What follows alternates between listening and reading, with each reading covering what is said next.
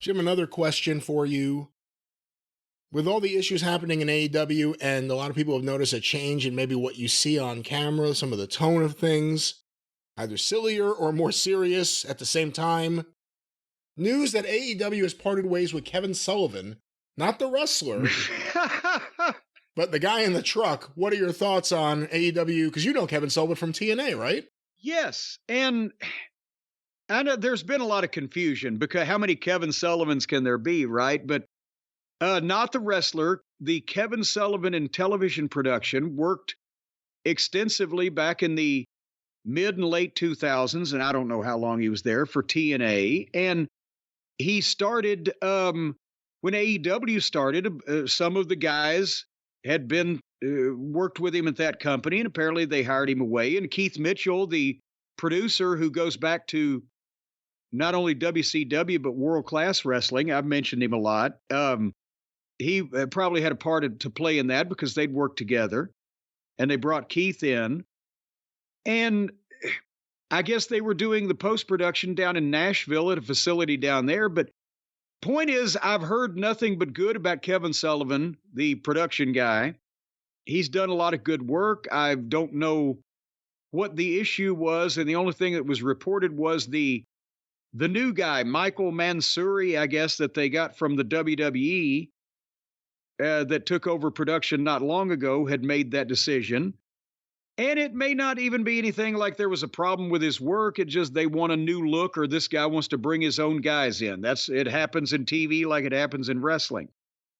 But Kevin has done a variety of work. He's got 20 years experience in this at this point. So I would assume he'll stick around wrestling in some capacity, but that's all I know about it right now. In general, I don't know how many times it's happened to you during your career where the producer or the director of the show changed place, or there was a change in the role, I guess. Has that ever happened to you?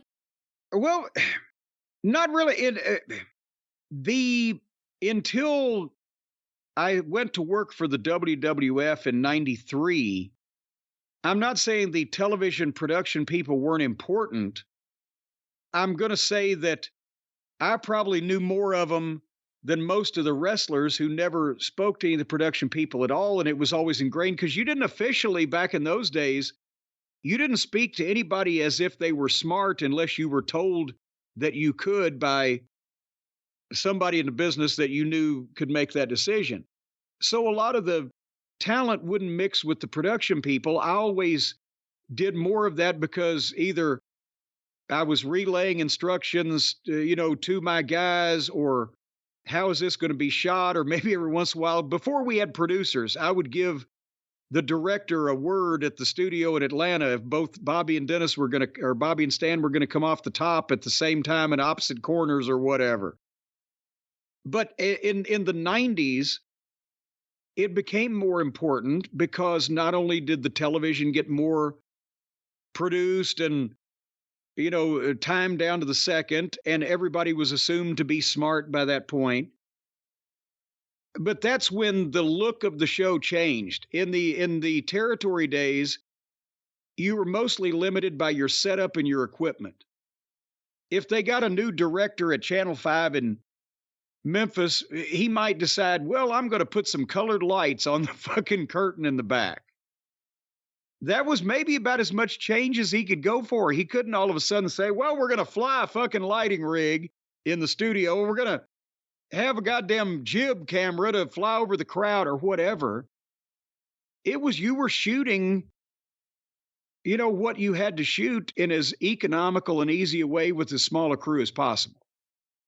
But then in the modern era, changes in a production head or an executive producer or a director, because they have a budget, can lead to changes in the way the show is shot or formatted or looks.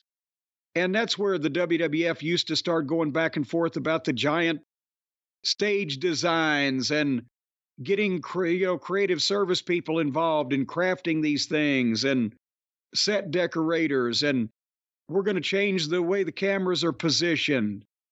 Or we're changing to high def. That stuff is a modern era thing. So it didn't really happen a lot to me because by that point, I had graduated from the big budget productions and was doing my own goddamn small budget productions. And we shot the same shit the same way because that's all we could afford.